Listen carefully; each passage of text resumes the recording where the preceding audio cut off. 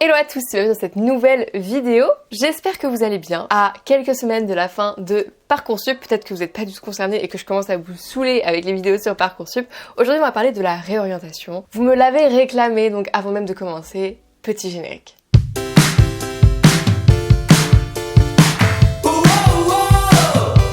Vous avez l'impression que vous m'avez pas vu depuis un moment, mais moi j'ai l'impression que je viens de vous parler puisque je viens de faire un live avec Enzo Conseil Bac.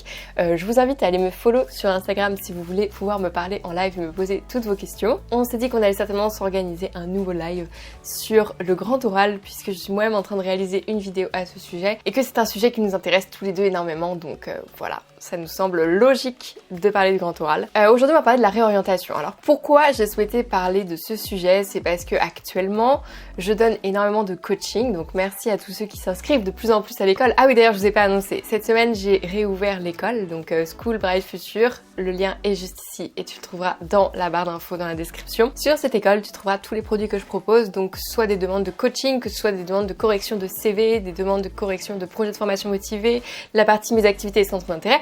Et tu trouveras l'e-book Parcoursup que j'ai sorti il y a une semaine maintenant. Pour le moment, juste merci pour tous vos retours, il vous plaît énormément. Donc cet e-book est au tarif de 5 € et donc comme dit Enzo, 5 € c'est pas grand chose, sachant que dedans vous avez toutes les méthodes pour rédiger, que ce soit la partie projet de formation motivée, mes activités et centres d'intérêt, rubrique ma préférence ou encore même la rubrique mes démarches personnelles effectuées dans le cadre d'une fiche de suivi pour la réorientation. Et c'est d'ailleurs un petit peu de ça dont on va parler aujourd'hui. Je parle beaucoup trop vite. Donc comme je disais, en ce moment je donne énormément de coaching et donc il y a une jeune fille en l'occurrence que je coach qui m'a inspiré cette vidéo, donc merci à elle et peut-être qu'elle se reconnaîtra. C'est une jeune fille qui a déjà fait des études en fait. Elle a déjà passé un master en langue, elle a déjà travaillé pendant quasiment 10 ans, elle a des enfants, elle a un mari. Et aujourd'hui, à 30 ans, un peu plus de 30 ans, elle décide de reprendre ses études et de retourner sur les bancs de la fac car elle s'est découvert une vraie vocation pour le métier de médecin. Et il est vrai qu'il n'est jamais trop tard en fait pour vivre ses rêves. On a passé énormément de temps ensemble à discuter car elle ne se sent pas bien du tout par rapport à ça. Elle a peur du jugement des autres, elle a peur de ne pas être à sa place parce qu'elle sera plus âgée que la plupart des jeunes de 17-18 ans qui seront en première année de PASS ou de LAS. Et en fait, je voulais faire cette vidéo justement pour parler de la réorientation parce que je trouve que dans les coachings, c'est un sujet qui revient énormément. Sujet de j'ai honte, j'ai peur et tout le monde va savoir que je me suis trompée une première fois. Alors, quand tu étais petit et que est arrivé le moment de la diversification alimentaire, on appelle ça, c'est-à-dire le moment où tu goûtes tous les aliments, certainement qu'il y a des aliments que tu n'as pas aimés parce que tout le monde a des goûts qui lui sont propres. Mais pour savoir si tu aimais ça ou pas, il a fallu que tu goûtes. Et bien j'ai envie de te dire que pour l'orientation c'est pareil. Tous les ans, il y a énormément d'élèves qui suite à une première année ou même une deuxième se réorientent. Et moi j'ai envie de te dire, je pense sincèrement que le pourcentage d'élèves qui devraient se réorienter est de loin encore supérieur à celui de ceux qui se réorientent vraiment. Parce que se réorienter, c'est faire preuve de courage. C'est enfin, en fait, commencer à se poser les bonnes questions. Et donc moi, dans mon entourage, des exemples de personnes qui se sont réorientées, en fait, j'en ai plein. Et au-delà de ça, il y a quelque chose dont vous n'avez pas forcément conscience, c'est que vous avez la sensation qu'en post-bac, vous allez vous réorienter en changeant de voie, mais en fait, dans votre carrière, vous allez aussi énormément changer. Et ça rejoint un autre tour qu'on me fait énormément, c'est j'ai super peur aujourd'hui, donc c'est des élèves plutôt de 3e seconde, et franchement, je suis choquée parce que je ne pensais pas qu'on pouvait avoir cette crainte. Mais je comprends, le monde change et la crainte qui revient souvent, du coup, j'ai quand même voulu finir par vous la donner, c'est qu'on me dit, là je suis en train de choisir ma filière au bac, je suis en train de choisir une spécialité, je suis en train de choisir potentiellement plus tard des études, un métier. J'ai très très peur que cela me mène à un métier qui, lorsque je serai diplômée, n'existera plus. Et en fait, j'avais jamais réfléchi à ça, mais c'est vrai que ça peut arriver. Mais c'est pas que tu n'auras plus de métier, c'est que tu devras évoluer. Et ça, factuellement, c'est quelque chose que la plupart d'entre nous seront amenés à faire parce que les choses changent de plus en plus vite. Aujourd'hui, avec le numérique, il est normal en fait que tous les métiers évoluent. Et aujourd'hui, je te propose que l'on joue à un petit jeu ensemble. C'est que dans les commentaires, chacun choisit un métier et il essaye d'imaginer en fait ce que dans 5, 10, 15, 20 ans, ce métier pourrait voir comme changement. Et donc par exemple, si on prend le métier de médecin, Parce que souvent, le métier de médecin, on me dit c'est quelque chose qui ne changera jamais avec le numérique. Si, totalement. Avec le métier de médecin, on pourrait imaginer par exemple que dans 5, 10, 15 ans, il y ait par exemple un robot qui accompagne tous les médecins, qui analyse, qui fait un premier scan, on va dire, de toutes les constantes pour donner toutes les informations aux médecins. Parce que ça peut être hyper pertinent. Pour autant, je pense que le médecin ne sera jamais remplaçable, puisque dans la médecine, bien évidemment, il n'y a pas que l'état physique qui rentre en jeu, il y a un petit côté intuition qui vient de l'état émotionnel de la personne. Et donc forcément, oui, le robot, pour le moment en tout cas, il n'y a aucun robot qui est capable de comprendre les sentiments, les sensations, et donc forcément, le médecin reste irremplaçable sur ce point-ci. Cependant, n'ayez crainte, les médecins de demain vont être formés à utiliser ces robots parce qu'on ne va pas aller chercher des gens random qui n'ont pas fait médecine pour faire ce métier. Donc oui, le métier de médecin tel qu'on l'entend aujourd'hui, peut-être qu'il va disparaître, on ne sait pas. Rien qu'avec le Covid, on a bien vu que la télémédecine s'est énormément développée. Cependant, le métier ne va pas disparaître. Et donc quand on dit qu'il y a énormément de métiers qui d'ici 2030 auront disparu, etc., en vrai ça s'appelle le marketing de la peur. L'objectif est justement de vous faire peur pour vous faire lire l'article, mais dans les faits, évidemment que les métiers ne vont pas disparaître du jour au lendemain. On aura toujours besoin de pompiers, on aura toujours besoin de gendarmes, on aura toujours besoin de boulangers, on aura toujours besoin d'ingénieurs, on aura toujours besoin de médecins, on aura toujours besoin, bref, de plein de métiers. J'ai envie de dire, il y a peut-être des domaines qui vont disparaître. Typiquement, je pense très sincèrement que le domaine de l'aviation n'est pas forcément un domaine porteur en temps de pandémie mondiale et que peut-être il serait grand temps qu'on revoie notre mode de consommation du voyage, voilà. Mais si tu comptais approcher par exemple le domaine de l'aéronautique, de l'aviation par la voie de l'ingénieur, qui est quand même celle que je connais le mieux et donc c'est pour ça que je peux t'en parler, eh bien demain tu pourrais être un ingénieur qui t'oriente plutôt vers les énergies renouvelables. Et donc bah oui, évidemment ça va être un domaine porteur demain.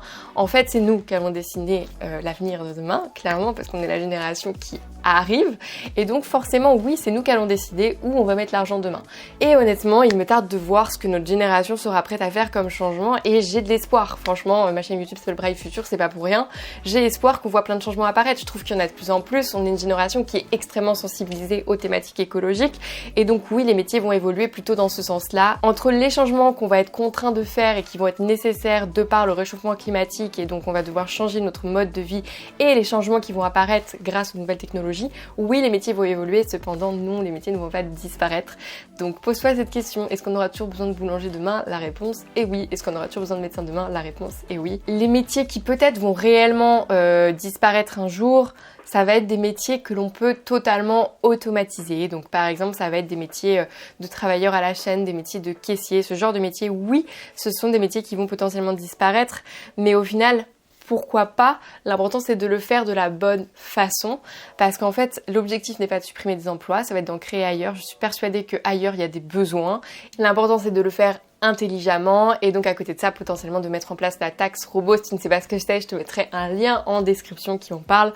En gros l'idée c'est de compenser, de faire payer les entreprises d'une certaine façon pour recruter des robots au lieu d'humains parce que clairement oui ça fait perdre des emplois et donc il y a un moment il faut que ça se compense. Bref, tout ça c'est logique mais c'est un sujet très controversé donc tu auras toutes les infos en barre d'infos. Qu'est-ce que je veux dire ? Donc si on revient à notre sujet de base qui était la réorientation, en fait ça ne doit pas être considéré comme un problème puisque ça va être quelque chose qu'il va être normal de faire dans les années à venir. Alors certes là la jeune fille dont je parle c'est pas les années à venir qui l'ont contraint à faire cette réorientation aujourd'hui, c'est vraiment un choix, une vocation, mais en fait tant mieux, parce que ça veut dire qu'aujourd'hui elle s'est posé les bonnes questions, aujourd'hui elle a pris le recul nécessaire pour savoir ce qu'elle avait vraiment envie de faire, et ça c'est ce qui compte par-dessus tout, ce que les autres en pensent et ce qu'ils vont dire de toi, en fait t'en as rien à faire. Est-ce que tu crois que je serais aujourd'hui en train de te parler, en train de faire cette vidéo si je me souciais du regard des gens? Non, pas du tout, parce qu'à partir du moment où je m'expose, à partir du moment où je fais quelque chose, forcément il va y avoir des haters, il va y avoir des gens qui vont me critiquer, parce que de toute façon les gens qui ne se font pas critiquer ce sont des gens qui ne font rien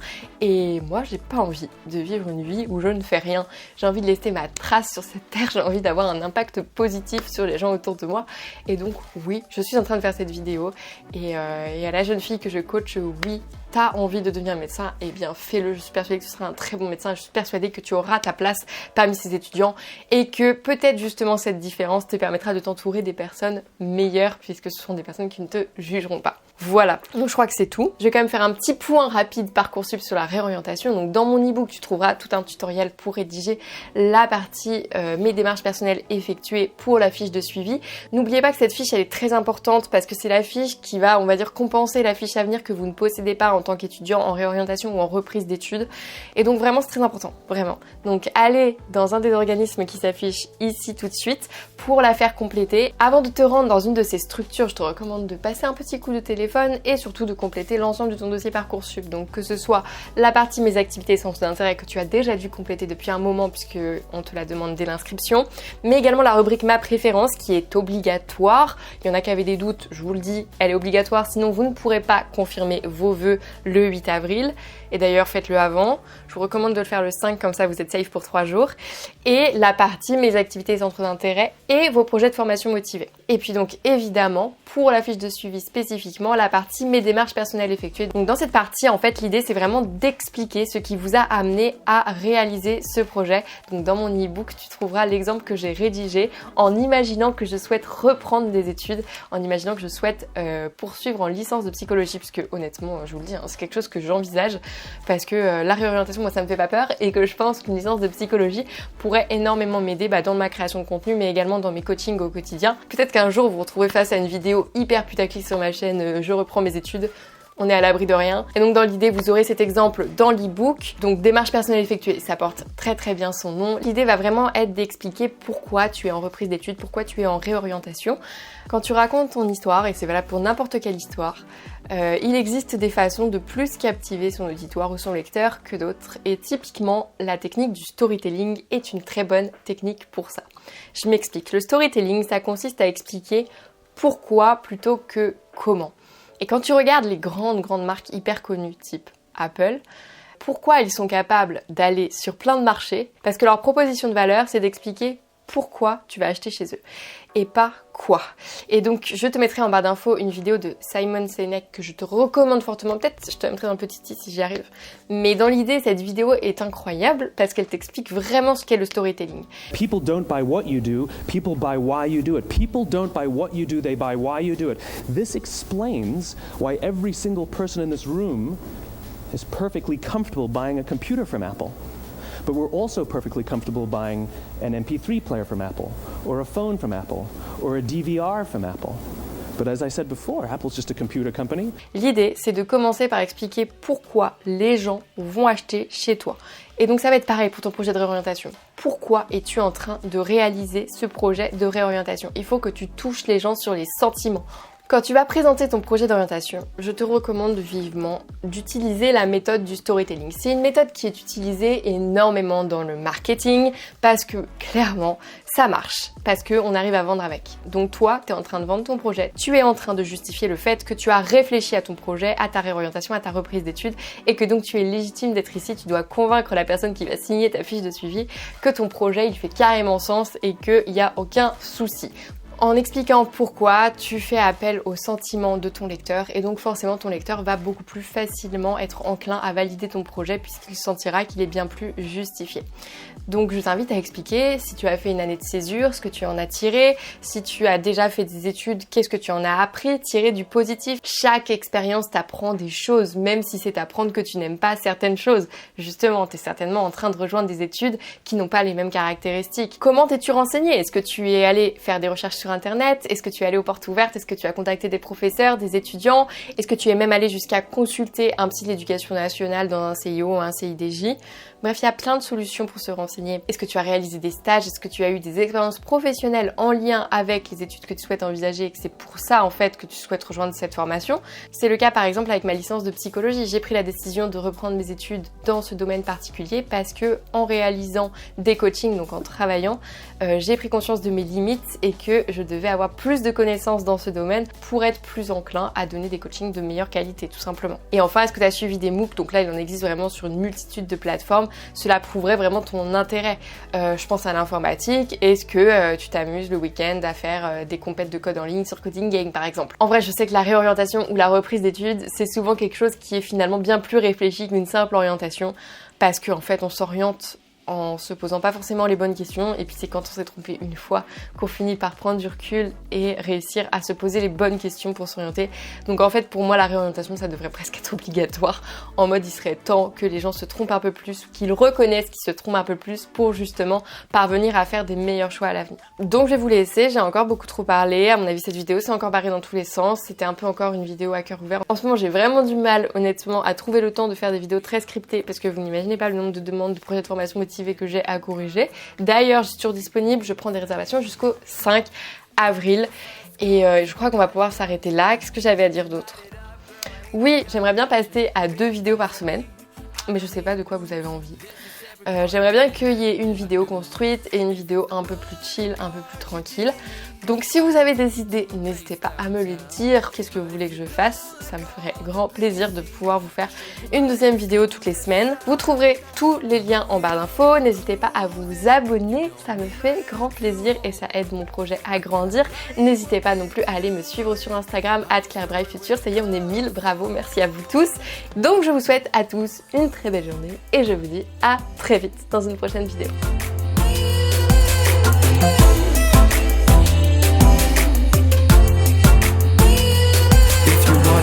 I am open for business. I can be your gun, baby, you will be the trigger. Let's put up a show that we'll never forget. Yeah, baby.